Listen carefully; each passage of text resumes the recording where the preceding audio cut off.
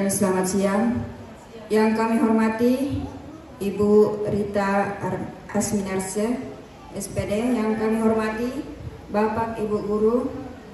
Alhamdulillah, puji syukur kita panjatkan kehadirat Allah Subhanahu wa Ta'ala, di mana pada kesempatan ini kita masih dapat berkumpul di tempat ini dalam kegiatan diseminasi budaya positif calon guru penggerak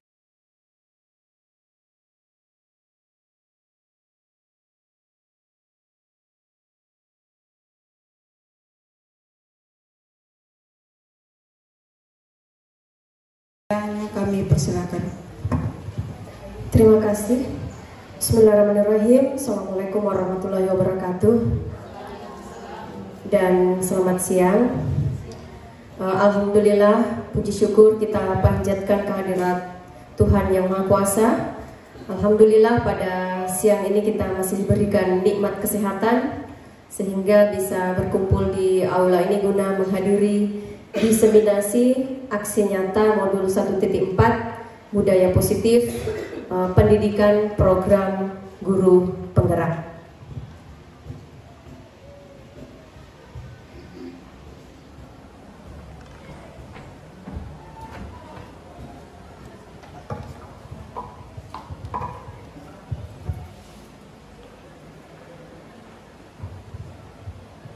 Baik Ibu, jadi berikut adalah diseminasi terkait budaya positif.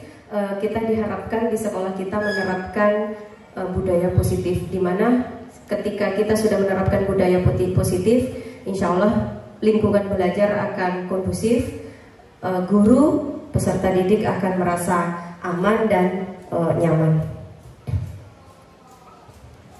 Nah, pada topik budaya positif ini ada 6. Yang pertama adalah disiplin positif dan nilai-nilai kebajikan. Yang kedua, teori motivasi, hukuman, penghargaan, dan restitusi. Yang ketiga adalah keyakinan kelas. Yang keempat adalah kebutuhan dasar.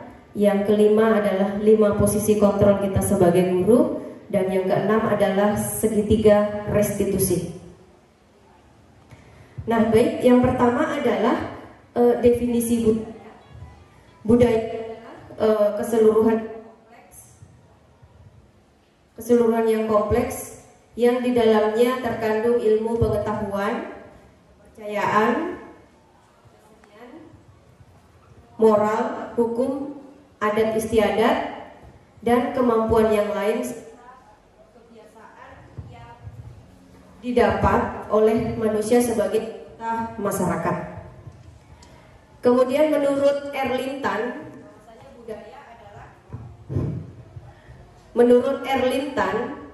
budaya adalah konfigurasi tingkah laku yang dipelajari dalam hasil tingkah laku yang unsur pembentukannya didukung dan diteruskan oleh masyarakat tertentu. Sedangkan budaya menurut Kuncharoningrat itu adalah berasal dari bahasa Sanskerta budaya, yaitu bentuk jamak dari budi yang berarti budi atau akal. Dengan demikian Kuncharoningrat mendefinisikan budaya sebagai daya budi yang berupa cipta, karsa, dan rasa. Perwujudan dari nilai-nilai keyakinan universal dan kebiasaan-kebiasaan bersekolah yang kepada murid dapat berkembang menjadi pribadi yang memiliki karakter profil pelajar Pancasila. Nah, kemudian perubahan paradigma budaya positif. Nah, berikut ada 4. Ini adalah teori kontrol Dr. William Glasser ya. Semua perilaku memiliki tujuan, bahkan terhadap perilaku yang tidak disukai. Nah, di sini ada guru mengontrol murid ya. Guru tidak bisa memaksa murid melakukan sesuatu jika murid tersebut untuk tidak melakukannya. Jadi meskipun guru sedang melakukan kontrol pada murid.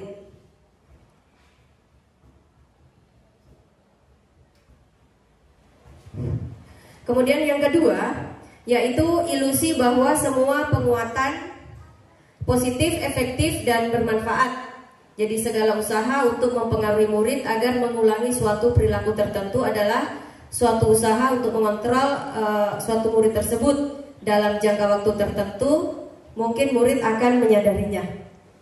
Kemudian yang ketiga, ilusi bahwa kritik dan membuat orang merasa bersalah dapat menguatkan karakter. Jadi menggunakan kritik dan rasa bersalah untuk mengontrol murid menuju pada identitas gagal. Nah, mereka belajar untuk merasa buruk tentang diri mereka mengembangkan dialog diri yang negatif. Kemudian yang terakhir, yang keempat, yaitu ilusi bahwa orang dewasa memiliki hak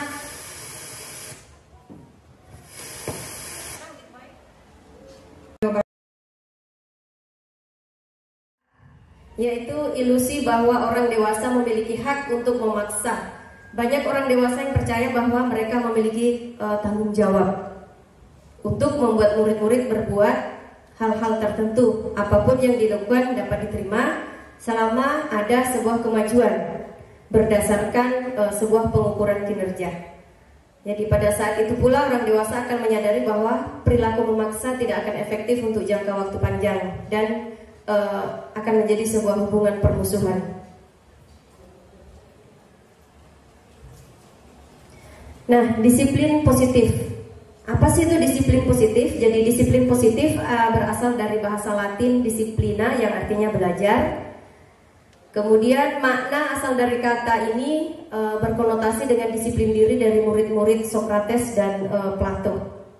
Disiplin diri membuat orang menggali potensinya menuju sebuah tujuan apa yang dihargai. Namun dalam budaya kita, makna kata disiplin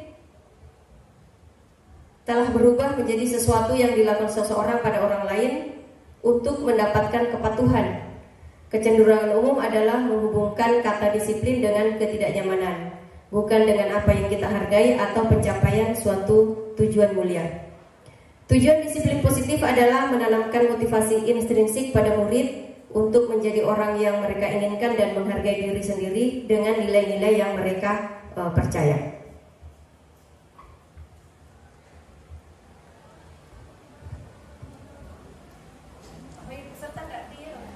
Sebentar Bu, masa ke... Nanti saya kasih pindah kameranya madam kemarin. Yang kedua yaitu nilai-nilai kebajikan universal. Nah, di sini adalah sekolah sebagai institusi moral dirancang untuk tempat persemaian tumbuh kembang karakter pemimpin sekolah, mengambil keputusan yang merefleksikan nilai-nilai harus dijunjung tinggi oleh sekolah. Jadi nilai kebajikan yang disepakati kerap bersinggungan dengan etika, bukan preferensi pribadi, namun berlaku secara universal. Nilai-nilai kebajikan universal meliputi keadilan, tanggung jawab, kejujuran, bersyukur, lurus hati, berprinsip integritas, kasih sayang, dan kesabaran. Nah, ini berikut adalah nilai-nilai kebajikan universal, Bapak Ibu. Jadi ada beriman, bertakwa kepada Tuhan Yang Maha Esa, berakhlak mulia, ya. Kemudian ada kreatif, kebinekaan global, bergotong royong, mandiri, bernalar, kristis. Nah, tujuan utama daripada Merdeka Belajar adalah pelajar Indonesia merupakan pelajar sepanjang hayat yang memiliki kompetensi global dan berperilaku sesuai dengan nilai-nilai Pancasila. Nah, berikut nilai-nilai kebajikan universal: beriman, bertakwa kepada Tuhan Yang Maha Esa, dan berakhlak mulia. Ini elemen kuncinya, yaitu ada akhlak beragama, akhlak pribadi, akhlak kepada manusia, akhlak kepada alam, dan akhlak kepada negara. Kemudian yang kedua, berkebinekaan global. Elemen kuncinya adalah mengenal dan menghayati budaya. Kemudian kemampuan komunikasi interkultural dalam berinteraksi dengan sesama. Dan yang ketiga itu refleksi dan tanggung jawab terhadap pengalaman kebinekaan. Selanjutnya gotong royong, elemen kuncinya yaitu ada kolaborasi, kemudian ada kepedulian dan berbagi.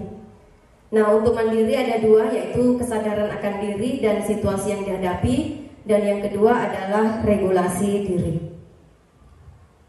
Selanjutnya, berpikir kritis.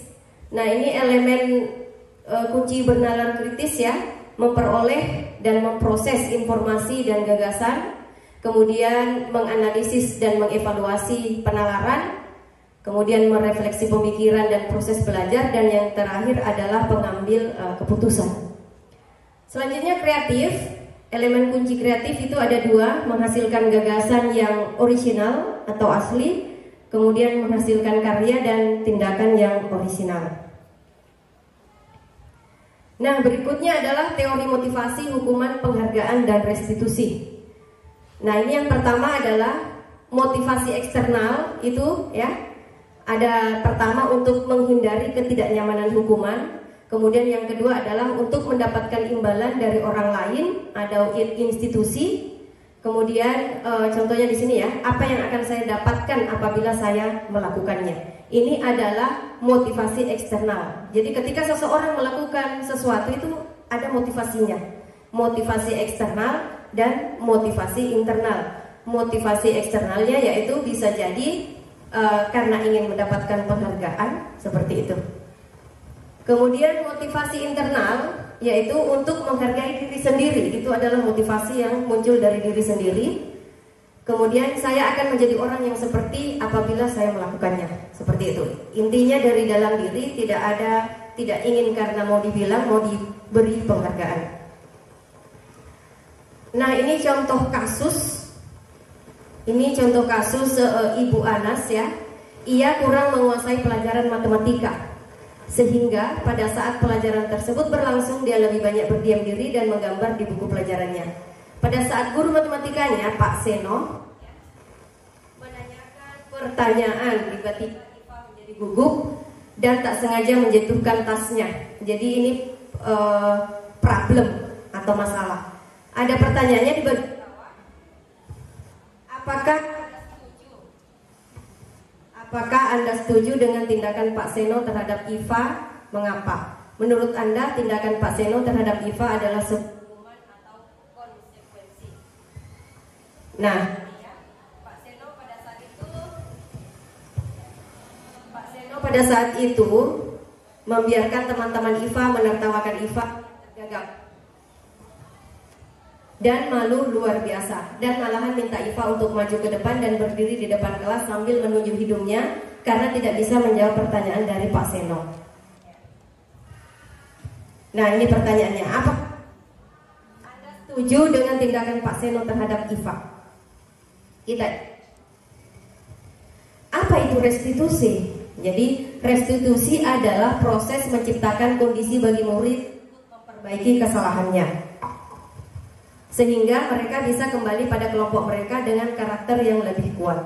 Jadi restitusi juga merupakan proses kolaboratif yang mengajarkan untuk mencari solusi untuk mereka dan murid memikir tentang orang seperti apa yang mereka ingin menjadi atau tujuan mulia, bagaimana mereka harus memperlakukan orang lain.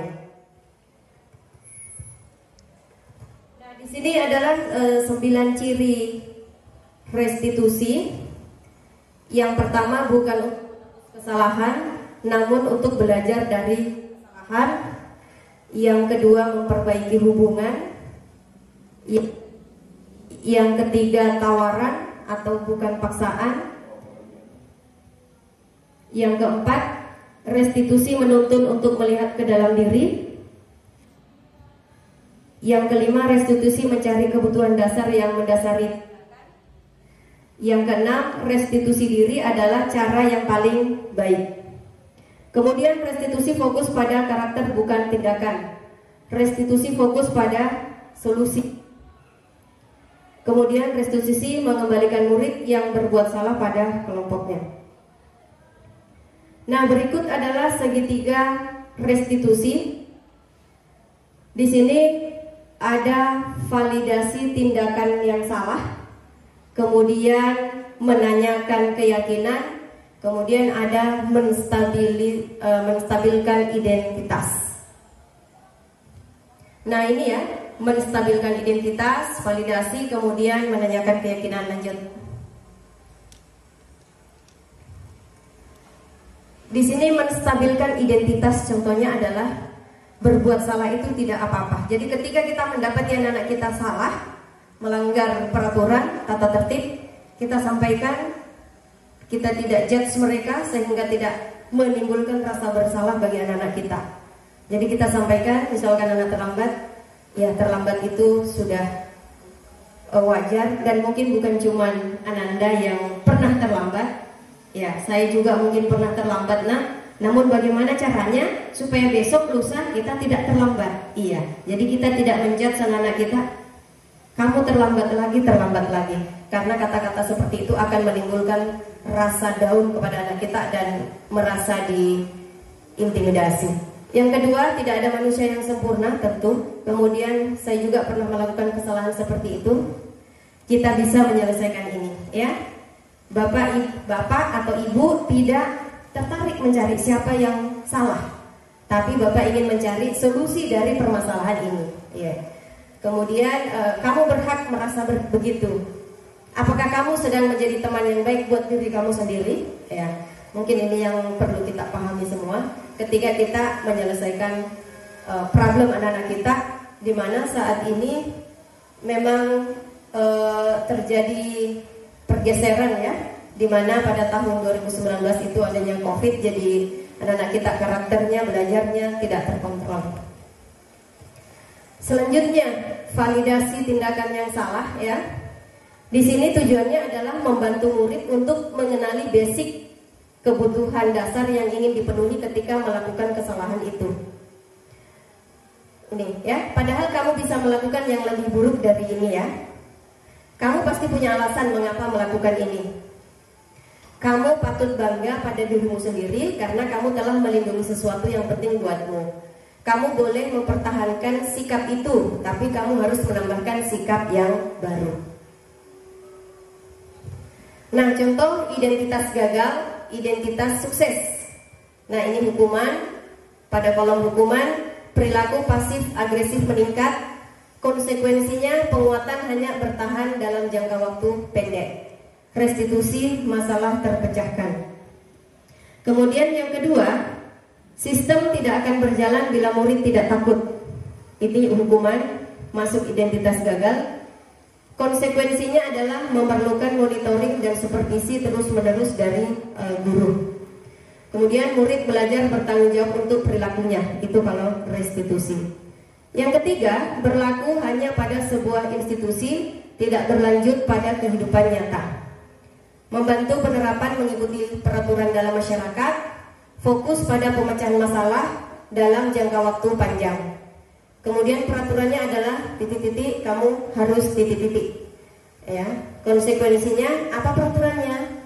Mampukah kamu melakukannya? Terima kasih. Atau apa yang kamu yakini untuk restitusi? Apa yang bisa kamu lakukan untuk memperbaiki masalah ini? Ini masih identitas gagal. Langsung saja yang terakhir, menyakitkan, guru menjalani konsekuensinya dengan menyalahkan, mengkritik, menyindir, atau merendahkan. Nah, konsekuensinya membantu guru menyatakan peraturan, melakukan peringatan, dan menerapkan konsekuensi. Nah, untuk restitusi, menguatkan, guru menyebutkan keyakinan kelas, membimbing kerangka acuan berpikir, restitusi, murid atau anak. Nah, ini keyakinan kelas versus peraturan kelas, ya. Jadi keyakinan kelas itu adalah nilai-nilai keselamatan dan kesehatan sebagai suatu keyakinan dalam hati dan menggerakkan semangat untuk menjalankan keyakinan dengan taat dan sungguh-sungguh. Keyakinan kelas disepakati oleh guru dan murid dengan menerapkan nilai-nilai kebajikan universal. Profil pelajar Pancasila. Sedangkan peraturan kelas mengandung makna pemaksaan tertulis yang belum tentu akan dipatuhi oleh guru dan murid, sehingga murid atau guru tidak sepenuhnya melaksanakan nilai-nilai kebajikan pada peraturan tersebut. Nah, apa yang dilakukan untuk membuat keyakinan kelas? Yang pertama adalah adanya perencanaan. Di perencanaan itu kita merancang tindakan aksi nyata kemudian menyampaikan rencana aksi kepada kepala sekolah serta meminta izin, kemudian berkoordinasi dengan rekan guru serta mensosialisasikan kepada warga sekolah lainnya. Kemudian yang keempat, mempersiapkan segala sesuatu, sarana dan prasarana yang berhubungan dengan aksi nyata yang akan dilaksanakan. Nah, untuk pelaksanaannya, yaitu mensosialisasikan konsep keyakinan kelas kepada siswa, mempersilakan siswa menulis kelas impian mereka pada kertas yang dibagikan dengan menggunakan kalimat negatif, misalkan dilarang terlambat. Meminta siswa merubah kalimat negatif menjadi kalimat positif. Misalkan datang tepat waktu. Misalkan dilarang terlambat tadi menjadi datang tepat waktu. Kalimat yang bermakna negatif dihilangkan dan membuat kalimat yang bermakna positif. Siswa menempelkan daftar curah pendapat pada board yang sudah disediakan. Kemudian siswa membaca satu persatu. Kemudian guru meminta beberapa siswa menuliskan kembali keyakinan kelas pada kertas karton yang telah disiapkan. Keyakinan kelas selanjutnya ditempel di dinding kelas. Apa tujuannya adalah agar keyakinan kelas tersebut tetap diingat oleh yang membuatnya. Kemudian refleksi, meminta pendapat siswa tentang keyakinan kelas yang dapat diterapkan, meminta umpan balik dari siswa apakah keyakinan kelas bisa diterapkan dalam kelas. Yang ketiga, meminta umpan balik terhadap nilai kerjasama dan gotong royong yang baru saja diterapkan. Kemudian guru juga membuat catatan-catatan penting terkait keyakinan kelas tersebut.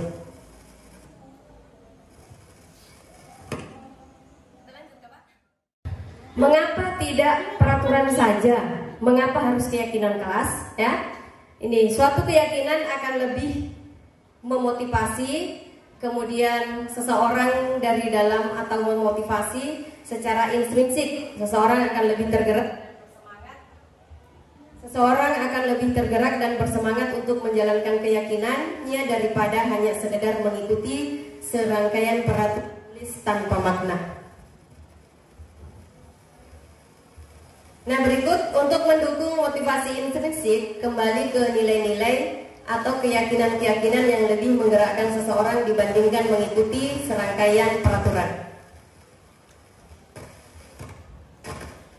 Nah, berikut perbedaan peraturan dan keyakinan kelas. Ya, ini. Selalu kembalikan buku pada tempatnya. Nilai kebajikannya adalah bertanggung jawab. Kemudian dilarang mengganggu orang lain. Nah, di sini sama dengan halnya menghormati orang lain. Hadir di sekolah 15 menit sebelum pembelajaran dimulai bisa diganti dengan menghormati orang lain dan berkomitmen. Dilarang melakukan kekerasan, keselamatan, menghormati orang lain. Dilarang menggunakan narkoba, bisa diganti dengan kesehatan. Bergantian atau menunggu giliran bisa menghormati orang lain, kemudian bersabar. Gunakan masker, kesehatan, keselamatan. Jangan berlari di kelas atau koridor. Ini adalah masuk ke keselamatan dan keamanan.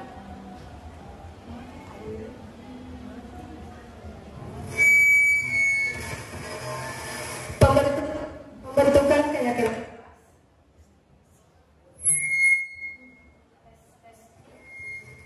Tes.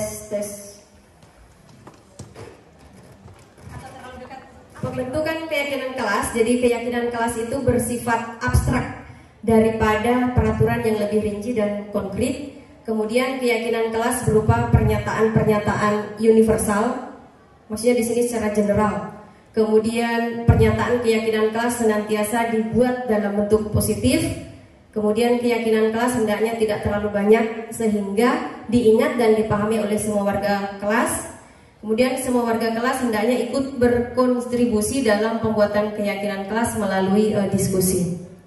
Kemudian bersedia meninjau kembali keyakinan kelas dari waktu ke waktu. Nah, contoh bentuklah keyakinan kelas di sini ya. Setiap anggota kelas perlu belajar, setiap anggota kelas perlu senang, perlu melakukan tugas, kemudian perlu saling menghargai. Bentuklah keyakinan kelas. Di sini setiap anggota kelas perlu belajar, kemudian perlu senang, perlu melakukan tugas, saling menghargai dan merasa aman. Nah, di sini selalu bersikap positif, senantiasa menjadi diri terbaik, percaya dan menghormati orang lain serta barang miliknya, berkomitmen terhadap setiap tugas dan senantiasa membantu. Nah, berikut contoh dokumentasi membuat keyakinan kelas. Jadi ketika itu kita berikan stick note ya. Kemudian kita meminta anak-anak kita menuliskan keyakinan kelas apa yang disepakati oleh mereka, kemudian ditempelkan di board atau di papan tulis atau sebuah kertas, kemudian nanti ditempelkan di ruang kelas. Selanjutnya kebutuhan dasar manusia. Jadi kita selaku insan hamba Allah, ciptaan Tuhan, kita itu butuh bertahan untuk hidup, survival. Kemudian juga kita butuh kasih sayang dan rasa diterima, love and belonging. Kemudian kita juga butuh penguasaan, power. Kita juga manusia butuh kebebasan, freedom. Dan yang terakhir itu ada kesenangan, fun. Nah, berikut 5 posisi kontrol kita ya. Yang pertama itu adalah di sini kita bisa guru ya. Guru itu bisa menjadi penghukum. Kemudian guru itu bisa menjadi pembuat orang merasa bersalah. Kemudian guru itu bisa menjadi teman. Guru itu bisa menjadi pemantau dan guru itu bisa menjadi manajemen. Nah, di antara ini yang direkomendasikan untuk kita adalah dibuang penghukumnya, pembuat orang merasa bersalah. Minimal kita bisa menjadi teman buat peserta didik kita. Seperti itu. Jadi mungkin sedikit demi sedikit kita buang yang sering menghukum, tidak mengerjakan tugas, kita hukum. Kemudian menimbulkan rasa bersalah kepada anak-anak kita. Jadi kita hendaknya menjadi teman, menjadi pemantau, dan menjadi manajer. Oke, baik, demikian. Terima kasih untuk presentasi diseminasi budaya positif ini, Bapak Ibu. Jika ada yang tidak ditanyakan, dipersilakan. Bapak Ibu, itulah tadi pemaparan materi yang telah disampaikan oleh Ibu Rita.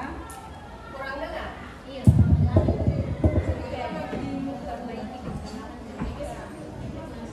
Itulah tadi, baiklah Bapak Ibu, itulah tadi pemaparan yang telah disampaikan oleh Ibu Rita Asminarse. Kepada Bapak Ibu yang ingin memberikan pertanyaan, tanggapan, kami persilahkan. Saya Bu. Silahkan Ibu, maju ke depan. Pakai itu kan?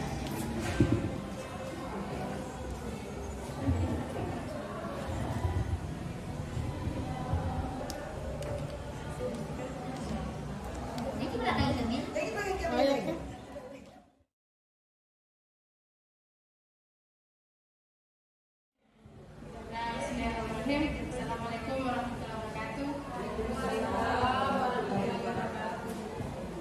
Terima kasih atas kesempatan yang diberikan kepada saya. Perkenalkan, nama saya Ibu Wahra, guru PPKN. Pertanyaan saya kepada Ibu Materi, bisakah Ibu Materi memberikan contoh kepada kami sebagai guru di kelas, apa contoh-contoh nyata dari restitusi itu? Sekian, terima kasih. Assalamualaikum warahmatullahi wabarakatuh.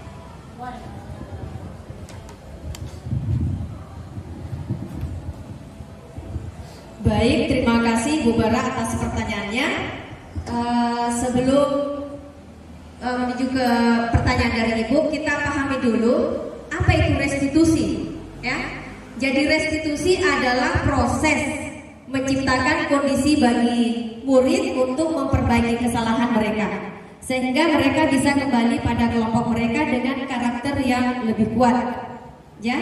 Jadi restitusi ini merupakan proses kolaboratif yang mengajarkan murid untuk mencari solusi masalah mereka dan membantu murid berpikir tentang orang seperti apa yang mereka inginkan atau tujuannya apa dan bagaimana mereka harus melakukannya. Nah, seperti ini ya.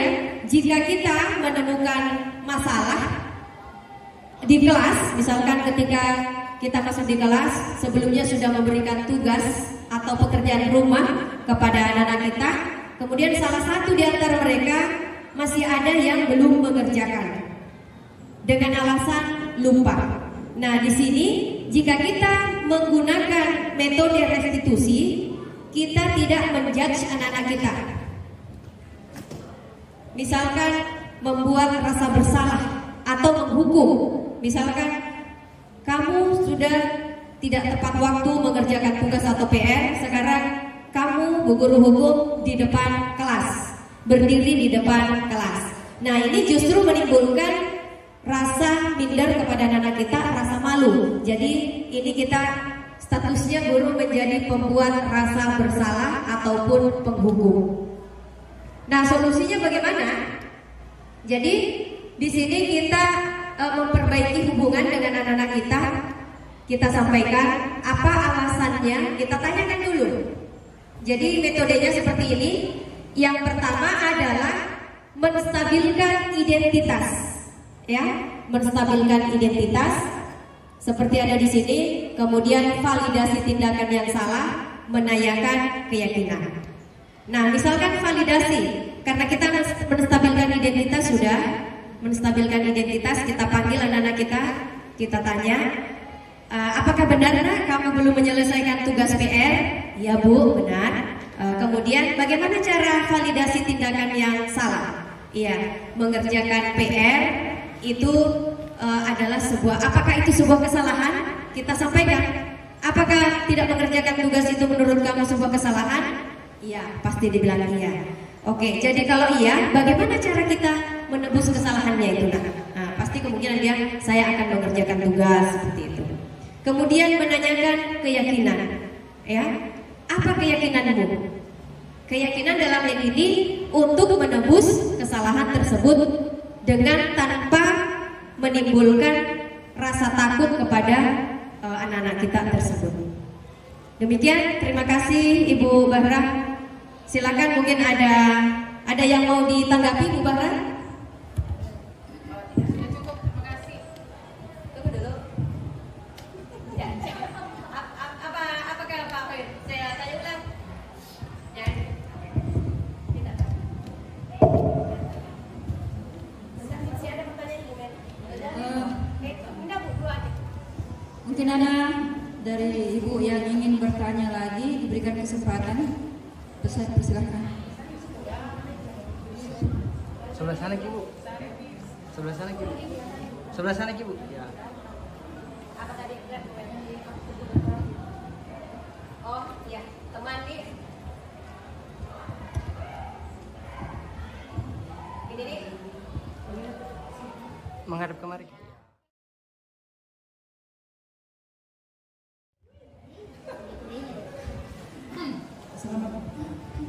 Selamat siang, terima kasih atas kesempatannya. Yang saya mau tanyakan Ibu adalah Bu. Selamat siang. Terima kasih atas kesempatan yang diberikan. Yang saya mau tanyakan Ibu di sini adalah guru sebagai manajer. Contoh di kelas itu bagaimana yang guru sebagai manajer? Terima kasih.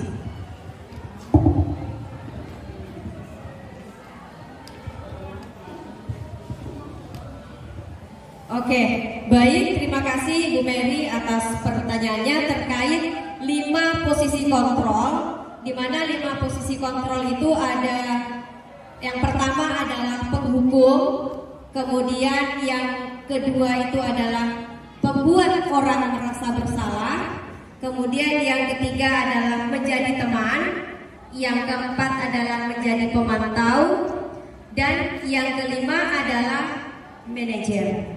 Nah, sebagaimana yang kita ketahui, manajer ya, berarti manajer memanage semuanya.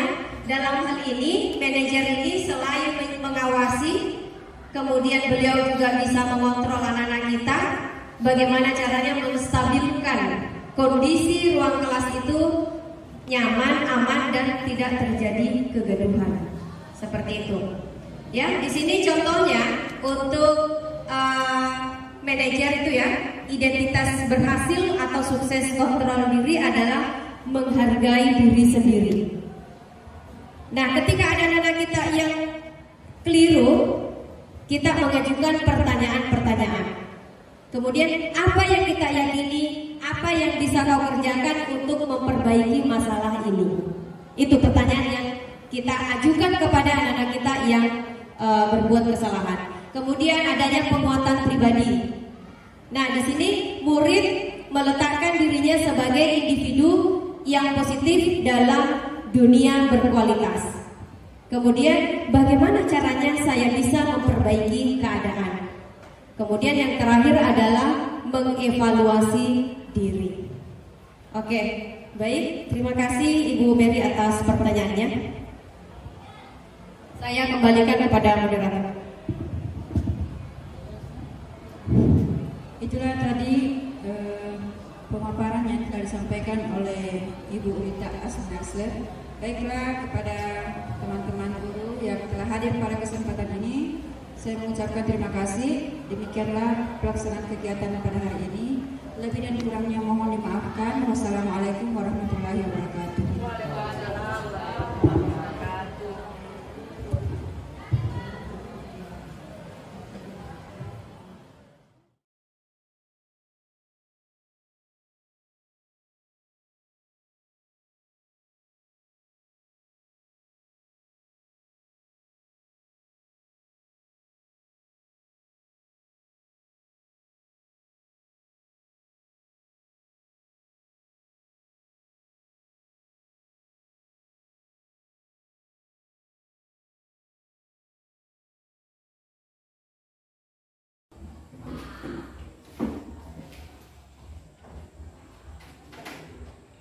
Assalamualaikum warahmatullahi wabarakatuh. Waalaikumsalam warahmatullahi wabarakatuh. And good morning everybody. Morning. How are you this morning? Good. Okay, alhamdulillah. Well, what is our material today? Procedure text. Yes, procedure text. Yeah, procedure text is the example is how to make banana roll ya. Jadi wacana berbentuk prosedur itu adalah bagaimana cara membuat sesuatu. Misalkan bagaimana cara membuat banana roll. Okay, next before starting our lesson, we will do ice breaking. Ya, kita akan melakukan ice breaking. I hope all of you will be happy. Are you ready?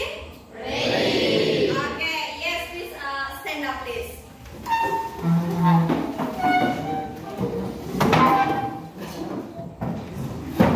Indri, boleh maju juga nah. Ya, tidak like this. I will say one clap. Jadi Bu Guru akan menyampaikan one clap like this.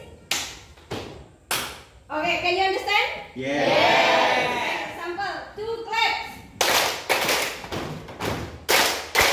Okay, are you ready? Ready.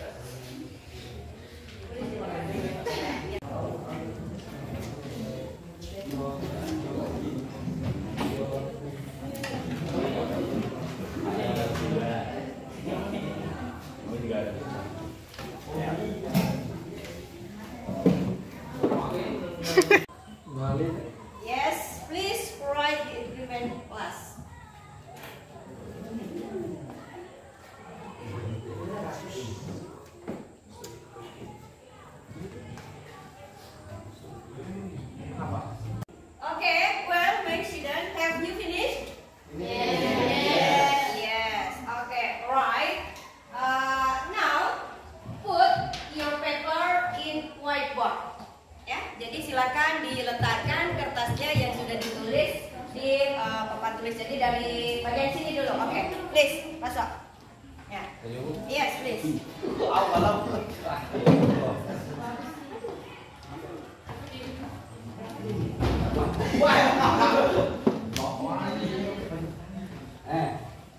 Oh miring. Oh ya ada begini.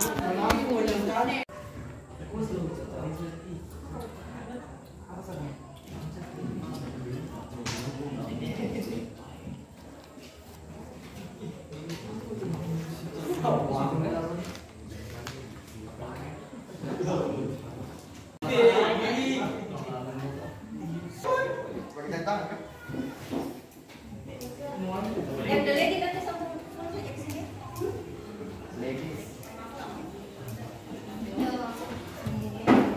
Ayo beri kita cari lo. Beli TV.